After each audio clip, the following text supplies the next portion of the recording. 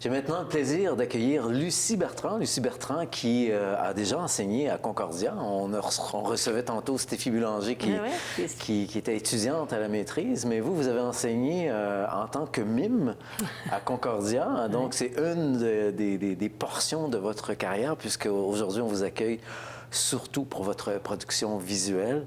Mais votre parcours... Le mime, c'est visuel aussi. C'est très visuel, absolument. Mais c'est pour ça que j'aimerais revenir justement sur votre parcours personnel, parce qu'il est très riche. Vous avez été du côté du mime, du côté du théâtre, du côté des arts visuels, de la sculpture.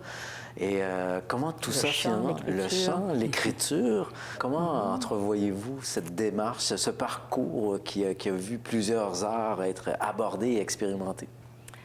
Comment je vois ça? Ben, c'est toutes des choses qui semblent comme ça différentes, mais elles ne le sont pas.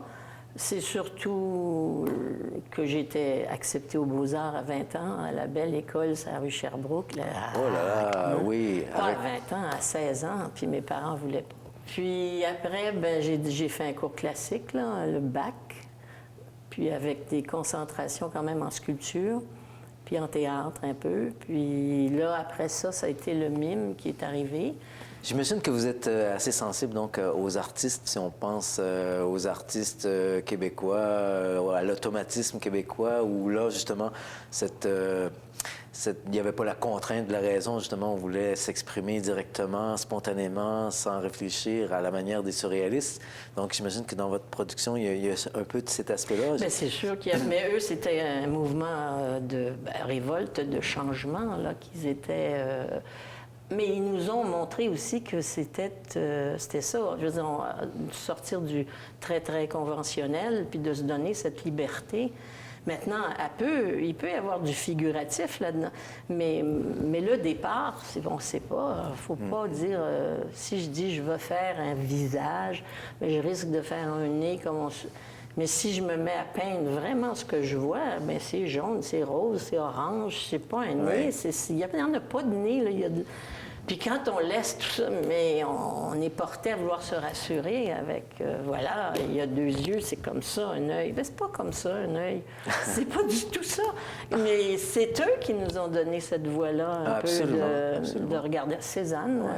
Oui. Avant, là, mais chacun nous apprend quelque chose. Oui, absolument. Même chez Rembrandt, on peut voir des coups de pinceau. Puis les éclairages, puis oui. J'aime aussi Bosch, parce que l'imaginaire, moi, ça déborde. Oui, ça, c'est absolument... Regardez, là, je fais des... Oui, c'est vrai qu'il y a un peu de cet imaginaire-là. On y voit des... Faut dire que je suis grand-mère depuis 2 ans, puis je suis gaga. Alors, je fais des... Puis ça remonte, les affaires de bébé, puis d'enfance, puis tout ça. Puis ben ça, je m'amuse, je décris. Il y a toujours des bizarreries comme ça qui sortent dans la toile, mais là vraiment...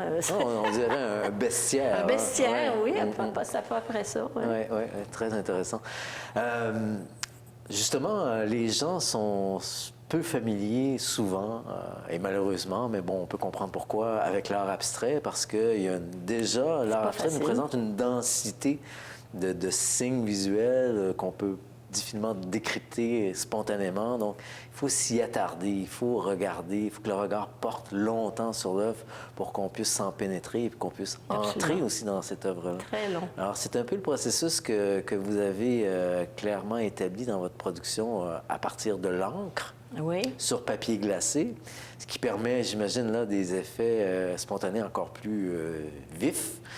Et beaucoup plus coulant, beaucoup plus... Coulant, glissant. Je suis sur un papier très glissant, qui absorbe pas beaucoup. Ce qui fait que j'imagine que votre processus est assez rapide. Ah oui. À cause c'est gestuel, c'est rapide, puis c'est des squeegies, puis toutes les spatules des cuisines, là.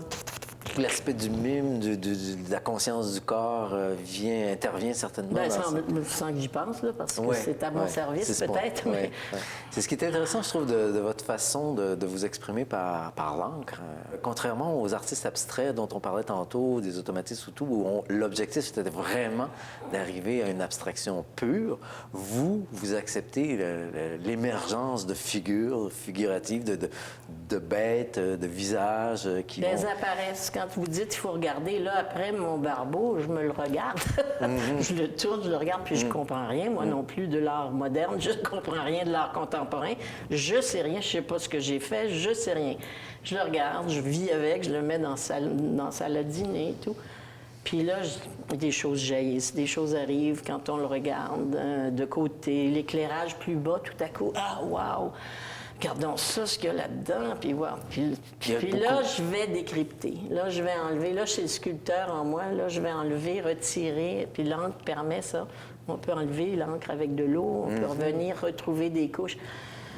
Puis là, j'ai décrypté en faisant la forme d'à côté. Des fois, s'il y a quelque chose ici, en faisant quelque chose sur la forme d'à côté, ça jaillit. Puis, il y a une part de création, mais de découverte en même temps.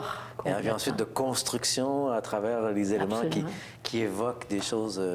C'est fascinant parce que des fois, mon mari dit « Ah, c'est bon, faisant une série comme ça. » Puis ça va pas. Je sais pas qui a fait ça. Je sais pas comment j'ai fait ça. Puis des fois, je me dis « J'irai une foire. » Puis au début, peut-être plus maintenant, mais au début, je me disais, je ne sais pas si je saurais même si c'est mon tableau ou pas.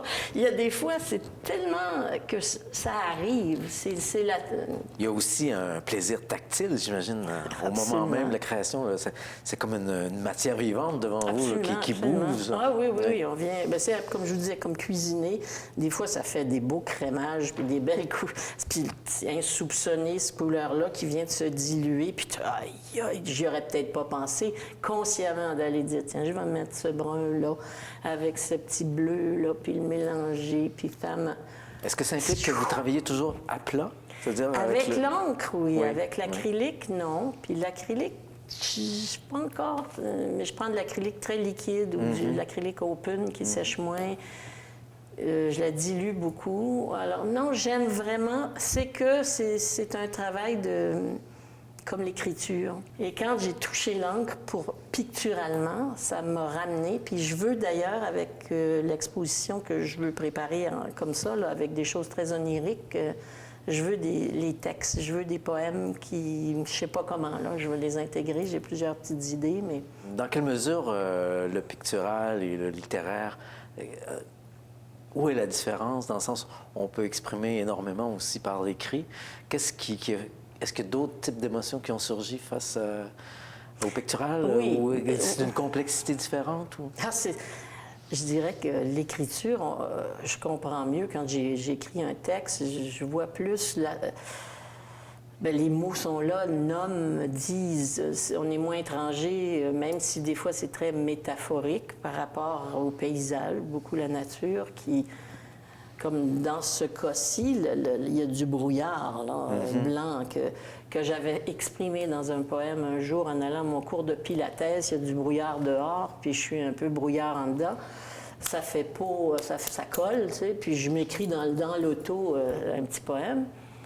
Puis après, je sais que pendant 2-3 sessions, j'ai voulu faire du brouillard. Puis je disais, si je mets du petit blanc, ça va-tu faire du brouillard? Puis c'était quétaine à souhait. Puis celui-ci, je fais le truc. Puis après, je dis, tiens, mon brouillard, quand tu l'appelles pas, il est là. Alors là, le brouillard est là. Mais, puis la désolation, parce qu'il y avait dans mon poème aussi, comme le bout d'un territoire dont j'ai souvenance. Mais je suis aveugle dans le brouillard, mais tout à coup, je vois un bout de paysage dont j'ai souvenance. Alors, puis le poème a été écrit avant, puis pas avec. Je pense pas que je pourrais jamais comme dire, tiens, je vais écrire un poème sur ça, ou tiens, je vais faire un tableau sur mon poème. Non, il n'y a pas de corrélation directe. Tout ça, c'est que le brouillard est en moi. Puis c'est lui qui mène aussi quand je lance les dés ou quand je lance... Il apparaît quand il doit apparaître. Mais... Ce qui est intéressant aussi, c'est qu'on se rend compte que quand on regarde vos tableaux, on est appelé soi-même à les interpréter, on est appelé à y voir certaines choses, mais on a une forme de liberté aussi. On participe de l'œuvre plutôt que vous nous présentiez quelque chose que vous souhaitez qu'on regarde. Alors donc, cette participation-là est intéressante. Je trouve que les œuvres abstraites ont cet avantage-là d'ouvrir plus grand sur l'imagination personnelle, donc la participation de celui qui regarde. Puis tout le monde ne voit pas. Moi, je vois des choses des fois, puis tu le vois, puis mais puis regarde, il y a un bonhomme là, puis il y a des trucs. Puis des gens, des enfants surtout aussi, viennent, puis waouh. Tu sais, qu'est-ce que les gens reçoivent? Est-ce qu'on sent la désolation, puis le côté plus... ce brouillard. Puis en bas, là, tous les petits jeunes qui s'en vont, là, qui courent, c'est comme s'ils voulaient s'en aller avec sa couleur, en laissant l'espèce de hiérche derrière. Mais ça, je dis ça après coup, là, puis je regarderais ce tableau-là, puis je sais pas. Puis je sais pas si le poème, si j'en avais, puis si je mets des poèmes dans cette exposition-là, ça va-tu être un ajout? Ça va-tu déranger? Puis je vais le faire si ça marche, mais j'en suis encore à expérimenter, là. Je serais curieux de voir, par contre, vous avez aussi une production en tant que sculpteur. Ouais. Et là, la j'avais. sculpture, évidemment, on peut s'imaginer qu'il y a un certain degré de spontanéité, mais compte tenu que la matière est un petit peu plus il y a une résistante confrontation. comment Oui. vos sculptures... Surtout que c'était de la terre, puis que Oui. je faisais des affaires grandes, et puis j'y allais quand même C'était un corps à corps. Mais je savais même pas, c'est par ignorance. Puis j'ai fait des rideaux, le théâtre d'argile, j'ai fait des grands rideaux, mais ça craquait, ça cassait, c'était... faut trouver la méthode, puis tout ça. Mais c'est en ça, peut-être, que ça m'a un peu, à un moment donné, tanné, c'est que ça ressemble trop à la vie, là. Il faut que tu prépares tout, puis que puis là, tu fais ton conduit, puis là, tu la mets là, puis il faut que tu l'arroses, il faut que tu reviennes la bichonner, puis il faut pas trop... c'est un métier d'artisan calme, tranquille, qui va tous les jours voir sa pièce, puis qui bichonne et tout. Puis je prenais des très grands risques. Et puis toute la chimie, là, la couleur. Moi, un projet suivait l'autre. Puis je voulais toujours des glaçures différentes. Or que les artisans, quand ils ont trouvé leur glaçure, ils restent avec pour un temps. Puis c'est encombrant, c'est gros, tu mets ça où? Puis... Plus exigeant matériellement. Même m'en aller, j'avais fait le musée d'art contemporain ici, là, à Saint-Jérôme. Pas ici, à Saint-Jérôme, on est à Sainte-Thérèse. Hein. Mais jusqu'à la dernière minute, ce rideau, tant qu'il n'a pas été fixé, là, j'ai dit, il peut casser. Puis il casse, qu'est-ce que j'ai? J'étais comme ça, là, l'auto, tout le camion, je veux dire, plein de mousse. Vous êtes aussi artiste, mais vous êtes aussi collectionneur. Vous achetez quand même plusieurs œuvres, dans le sens où vous m'avez mentionné tantôt que vous allez participer à Ma différence en couleurs, qui est une exposition en Caen, qui est similaire à une exposition... Les impatients. Les impatients, donc des gens qui ont certaines déficiences ou du moins qui s'expriment différemment. Tous les bénéfices vont à la maison L'Échelon, qui est un organisme communautaire qui s'occupe de santé mentale. Et tout l'argent va aider à faire des projets avec ces gens-là. Ils ont un gros projet à Sainte-Adèle. Ils ont 30 appartements qu'ils sont en train de construire pour des gens... En fait, c'est extraordinaire ce qu'ils font. Puis l'exposition, c'est 60 artistes des Laurentides, des grands artistes, des très, très bons artistes qui donnent une pièce. Moi, je donne celle-ci, elle va être là. Elle va être 100 $. Puis ça monte par 20... Donc, on rappelle donc une exposition qui va avoir lieu du 4 au 18 février 2016. Et ça a lieu à la Place des Citoyens à Sainte-Adèle. Oui. Et donc, c'est à pas manquer, non seulement pour voir vos productions, votre production. Ben oui, mais tout le monde. Mais votre participation, il y a 60 tableaux, là, 80 tableaux, il y a 60 artistes. C'est super intéressant. Oui. Alors, on vous souhaite le meilleur des succès. Merci beaucoup. Merci à vous.